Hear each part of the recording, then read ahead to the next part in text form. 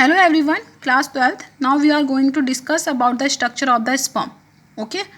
Sperm के structure के बारे में क्या करेंगे यहाँ पर डिस्कस करेंगे.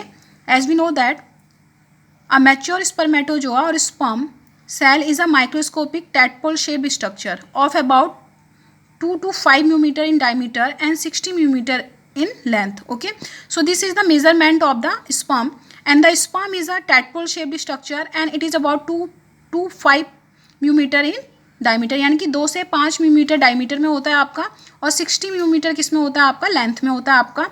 And the whole structure of the sperm is covered by the plasma membrane. जो प्लाज्मा मेम्ब्रेन होता है वो आपका टोटली क्या करता है, आपका इनक्लोज करता है किसको, आपका स्पर्म के स्ट्रक्चर को. And the structure of the sperm is consist of the 4 part. The first is the head, second is the neck, third is the middle piece and the fourth is a tail. ठीक है, ये 4 portion होते हैं आपके sperm के structure में. तो पहला क्या होता है आपका, हेड होता है आपका. दूसरा क्या होता है आपका, नेक होता है आपका.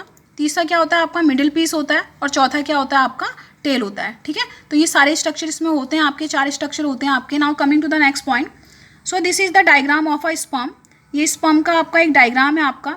ठीक है, first of all this is the head piece, this whole portion is the head piece and this is the neck and this one is the tail and this portion is the middle piece. क्या है आपका, head हो गया आपका, ये नेक हो गया, नेक बहुत छोटा सा होता है आपका, मिडिल पीस हो गया और आपका ये क्या हो गया आपका, टेल हो गया. Tail is the longest portion of the sperm. Sperm के स्ट्रक्चर का जो सबसे लंबा पोर्शन क्या होता है, वो क्या होता है आपका, टेल होता है आपका स्पर्म का. ठीक है, अब हम बात कर लेते हैं सबसे पहले किसके बारे में, आपका हेड के बारे में.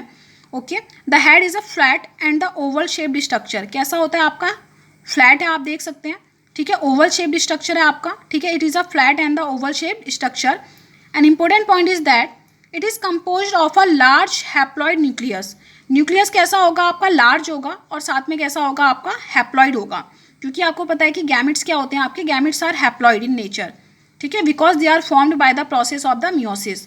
वो मियोसिस की प्रोसेस से क्या होते हैं आपके, फॉर्म होते हैं, इसीलिए आपके जो गैमेट्स होते हैं वो क्या होते हैं आपके, हैप्लॉइड होते हैं. So the nucleus of the sperm is haploid and it is very large. और ये क्या होता है आपका, लार्ज होता है. अगर आप इसका स्ट्रक्चर देखेंगे तो आपको दिख सकता है कि न्यूक्लियस क्या है आपका, बहुत ज़्यादा ब्रॉडन है आपका, लार्ज है आपका.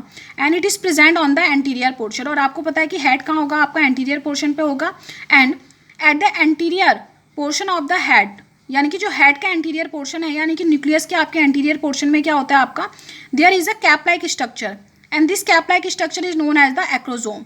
इस कैप लाइक स्ट्रक्चर को क्या बोला जाता है आपका, एक्रोजोम बोला जाता है. क्लियर हो गया आपका. सो दिस इज द एक्रोजोम. ठीक है, और ये प्लाज्मा मेम्ब्रेन है. प्लाज्मा मेम्ब्रेन से आपका पूरा स्पर्म क्या होगा आपका, कवर होगा. ठीक है, और हेड में क्या होता है आपका, एक न्यूक्लियस होता है जो आपका हैप्लॉइड होता है. And at the interior portion of the nucleus there is a acrosome. क्या होगा आपका, एक्रोजोम होगा आपका.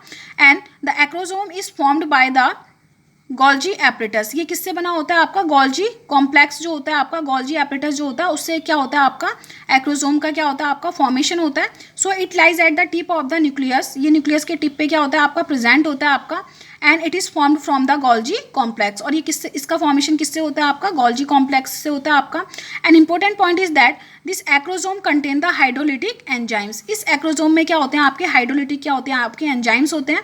ठीक है, now what is the function of the head या न्यूक्लियर, जो आपका हेड है या उसका एक्रोजोम का फंक्शन क्या होता है आपका, when there is a fusion between the male and the female gamete. जब भी आपका मेल और फीमेल गैमेट में क्या होता है आपका, फ्यूजन होता है, तो for the contact the acrosome is responsible. Acrosome क्या करता है आपका, ये आपका कॉन्टैक्ट के लिए यूज होता है. And most important function of the acrosome is that it is responsible for the penetration in the egg.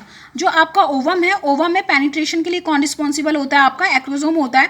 Because acrosome contain the hydrolytic enzyme and these hydrolytic enzyme are responsible for the breaking of wall of the egg. और जो ovum है उसकी जो wall है उसको कौन break करता है आपका, एक्रोजोम क्या करता है आपका, ब्रेक करता है.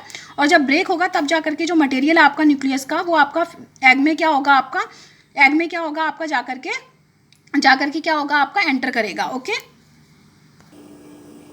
Now next is that is the नेक. इसके बाद आपका नेक आता है. नेक से पहले हम एक और डिस्कस कर लेते हैं, that is the galea. What is the galea, the nucleus is covered by the fibril sheet. जो न्यूक्लियस होता है आपका, या हम बोल सकते हैं the head portion of the sperm is covered by the fibril sheet. एक आपका फाइबर से बनी हुई शीट से कवर रहता है.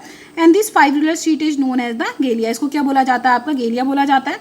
And this is the nucleus which contain the chromosome, जो आपका क्रोमोजोम मटेरियल को क्या करेगा, आपका कंटेन करेगा. Okay, now coming to the next point, that is the neck. Neck is the very small structure. Neck क्या होता है आपका, बहुत ज़्यादा स्मॉल स्ट्रक्चर होता है आपका. And this neck is consist of the 2 centriole. इसमें क्या होते हैं आपके 2 सेंट्रियोल होते हैं आपके, ठीक है, which lies at the right angle to each other. एक आपका यहाँ होगा, एक इसके जस्ट क्या होगा आपका पीछे होगा. तो राइट एंगल्स पे आपके क्या होते हैं, आपके प्रेजेंट होते हैं. ये आपका प्रॉक्सिमल है, इसके पीछे क्या होगा आपका बेसल होगा, जस्ट इसके पीछे, जो हमें दिख नहीं पा रहा है, ठीक है, क्योंकि जस्ट एक दूसरे के क्या होते हैं आपके राइट एंगल पे आपका प्रेजेंट रहते हैं और आपका एक दूसरे के पीछे प्रेजेंट रहते हैं. तो प्रॉक्सिमल सेंट्रियोल हम देख सकते हैं, लेकिन जो आपका बेसल सेंट्रियोल है वो हम, या डिस्टल बोल सकते हैं, वो सेंट्रियोल हमें दिखाई नहीं देगा. So what is the function of the proximal centriole?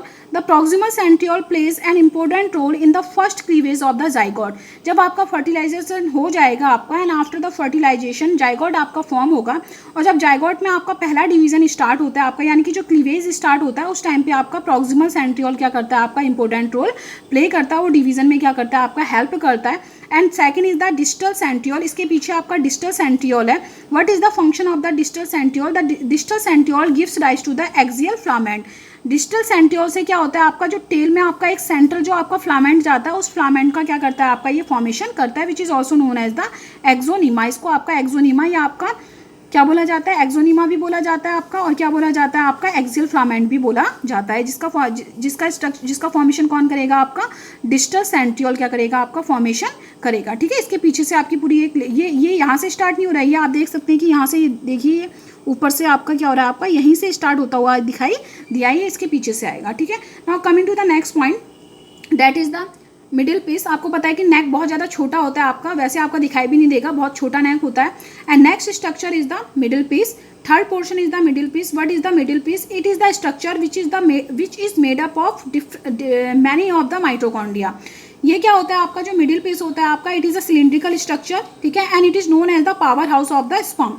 It is also known as the power house of the sperm. इसको स्पर्म का पावर हाउस बोला जाता है. Why it is known as the powerhouse of the sperm? Because it consists of the many mitochondria. ये different type के बहुत सारे mitochondria से मिलकर के बना होता है. And what are the function of the mitochondria? The function of the mitochondria as we know that, क्या होता है आपका, क्योंकि माइटोकॉन्ड्रिया को पावर हाउस बोला जाता है आपका, ठीक है, सेल का पावर हाउस बोला जाता है आपका. ये क्या प्रोवाइड करते हैं, आपका एनर्जी प्रोवाइड करते हैं आपका. सेल की क्या होती है, आपकी जितनी भी मेटाबॉलिक प्रोसेस होती है उसके लिए. So because the middle piece is made up of many of the mitochondria, therefore the middle piece is known as the power house of the sperm. इसीलिए इसको स्पर्म का क्या बोला जाता है, आपका पावर हाउस बोला जाता है, because it provide the energy. ये क्या करता है, आपका एनर्जी प्रोवाइड करता है. व्हेन द स्पर्म क्या करेगा, आपका मूव करेगा, तो मूव करते टाइम क्या होगा आपका, ये आपका मूवमेंट करेगा. मूवमेंट में क्या होगा, आपका एनर्जी की रिक्वायरमेंट होगी, और वो एनर्जी कहाँ से आएगी, आपकी इन्हीं माइटोकॉन्ड्रिया से क्या होती है, आपकी गेन की जाती है. तो ये इसीलिए इसको क्या बोला जाता है, आपका power house of the sperm बोला जाता है. Now coming to the next point, that is the tail. ये आपका लास्ट पोर्शन है, and it is the very long and cylindrical portion of the sperm. Sperm का सबसे बड़ा पोर्शन क्या होता है, आपका टेल होता है. टेल क्या होता है, आपका स्पर्म का सबसे बड़ा पोर्शन होता है, ठीक है. And it is a tapering structure. ये आपका टेपरिंग स्ट्रक्चर होता है आपका. And it is made up of the cytoplasm. और ये किससे मिलकर के बना होता है, आपका साइटोप्लाज्मिक शीट से मिलकर के बना होता है, यानी कि पूरा का पूरा साइटोप्लाज्म से मिलकर के बना होगा. And important point is that, जो आपका डिस्टल सेंट्रियोल है, उस डिस्टल सेंट्रियोल से क्या होगा आपका, इसमें क्या आएगा, आपका एक सेंट्रल क्या आएगा, आपका एक एक्सियल फिलामेंट आएगा, जो आपका बिल्कुल एक्सिस से होकर के जाएगा. And this is also known as the axonema. मैंने एक्सोनीमा भी शो किया है, एक्सियल फिलामेंट भी शो किया है, दोनों क्या होते हैं, आपके एक ही होते हैं. And it is made up of the cytoplasmic seat. और ये आपका साइटोप्लाज्मिक सीट से मिलकर के बना होता है. So tail is a largest structure. Now what is the function of the tail? सबके फंक्शन हम पढ़ रहे हैं. आपका टेल का फंक्शन क्या होता है? Tail is responsible for the swimming of the sperm. Sperm की स्विमिंग के लिए कौन रिस्पॉन्सिबल होता है? आपका टेल रिस्पॉन्सिबल होता है. By the vibrating movement of the tail. Tail के वाइब्रेटिंग मूवमेंट से ही क्या होता है आपका, जो इसके वाइब्रेटिंग मूवमेंट होता है, ये जो आपका वाइब्रेट करेगी आपकी टेल, इसकी हेल्प से ही क्या करता है आपका जो स्पर्म होता है, वो क्या करता है आपका फ्लूइडी मैटर में क्या करता है, आपका जो फ्लूइडी मीडियम होगा उसमें क्या करेगा, आपका मूव करेगा. ठीक है, वाइब्रेटिंग मोशन से ही क्या करेगा, आपका मूव करेगा, जिससे आपका स्पर्म किसको आपका सर्च कर पाएगा, आपका ओवा को सर्च कर पाएगा. एंड बाय द वाइब्रेशन, जब भी आपका वाइब्रेशन होगा तो एनर्जी क्या होगी, आपकी रिलीज रिक्वायर्ड होगी, आपकी लॉस्ट होगी बहुत ज़्यादा. तो वो एनर्जी कहाँ से आपकी यूटिलाइज होगी, आपकी पावर हाउस जो है हमारा, यानी कि मिडिल पीस से क्या होगी, वो एनर्जी क्या होगी, आपकी प्रोवाइड होगी. तो इसीलिए आपका ये 24 से लेकर के 48 आवर्स तक, यानी कि आपका 1 से 2 दिन तक क्या रहता है आपका एनर्जी प्रोवाइड कर सकता है। आपका जो मिडिल पीस है वो आपका 24 आवर्स से 48 आवर्स तक क्या कर सकता है, आपका एनर्जी प्रोवाइड करता है। तो इतने ही बीच में क्या करना होगा, स्पर्म को आपका एग को क्या करना होगा, फाइंड करके उसको फर्टिलाइज करना होगा। अगर वो फाइंड करके उसे फर्टिलाइज नहीं कर पाया तो क्या हो जाएगा, आपका स्पर्म अपने आप क्या हो जाएगा, आपका डिस्ट्रॉय हो जाएगा, क्योंकि स्पर्म का लाइफ स्पैन इतना ही होता है, इससे ज़्यादा एनर्जी नहीं होती है स्टोर, और ये इससे ज़्यादा फिर सर्वाइव नहीं कर पाएगा। तो ये हो गया आपका स्ट्रक्चर। किसके बारे में, आपका स्पर्म के स्ट्रक्चर के बारे में। The first is the head, second is the neck, third is the middle piece and the fourth is the tail. ठीक है, तो ये पूरा मैंने आपको क्लियर कर दिया। ठीक है, क्या होता है आपका, सबसे पहले हेड होता है जो फ्लैट होता है, ओवल होता है आपका, और आपका हैप्लॉइड कंटेंट से मिलकर के बना होता है आपका। और जो हेड होता है, हेड में आपका हैप्लॉइड न्यूक्लियस होता है आपका। At the anterior portion of the nucleus there is a acrosome and the acrosome is responsible for the breaking down of the wall of the egg.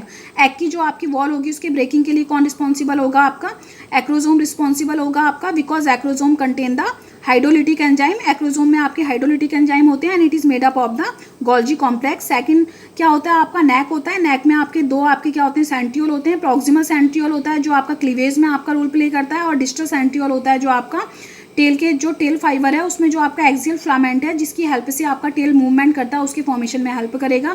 Third होता है आपका middle piece, and the middle piece is also known as the power house of the sperm, because it consist of many of the mitochondria and provide the energy for the movement of the sperm in the vaginal portion. ठीक है, and the third last one is the tail. Tail is responsible for the vibration और the movement of the sperm. इसी के vibrating motion की वजह से क्या होता है, आपका जो स्पर्म होता है वो क्या करता है, आपका मूवमेंट करता है किसमें, आपका फ्लूइडी मीडियम में, और आपका किसको, एग को क्या करता है, आपका सर्च करता है आपका।